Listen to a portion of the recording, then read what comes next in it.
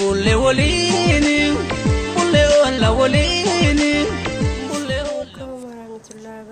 وأكم نجا جرتني المان رمون دكيسني وبكزراتني نجا كامن ربي سنبردها أرجمو أكسومس هرّا برمسا تكايسني قبل فيك ستو وروني شريyaa سوا أكملت بيا bilbilannaa جتني نجا فتنيف إن شاء الله سنيف ديبسا يلقبا shariyaa keessan keessa birrii qabaachuu qabdani eega birrii qabaatanii ammoo maal gootanii mana miseejii seentanii 900 itti barreessitan 900 jettanii amma 8,200 seendii jettanii seendii gootanii ni turra hanga nu dhufuuf jechuudha xiqqoo hin tura hanga dhufuuf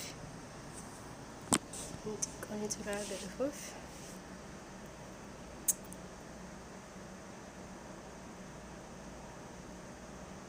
xiqqooni tura akkasumas warroonni makkiyeetu bidhufee jira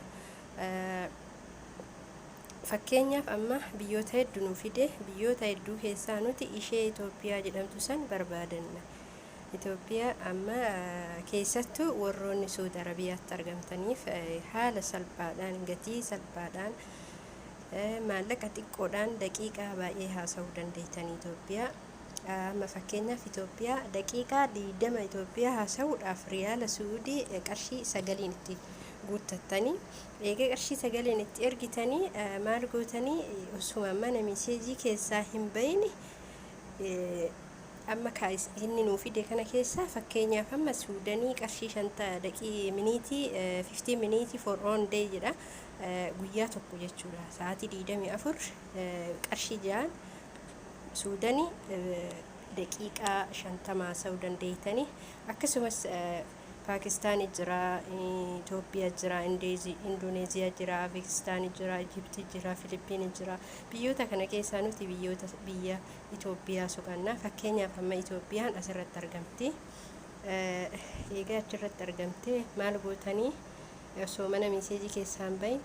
82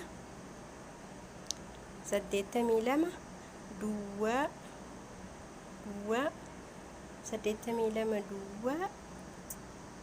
8 itti ergitan duwwaa 8 itti seendii jettanii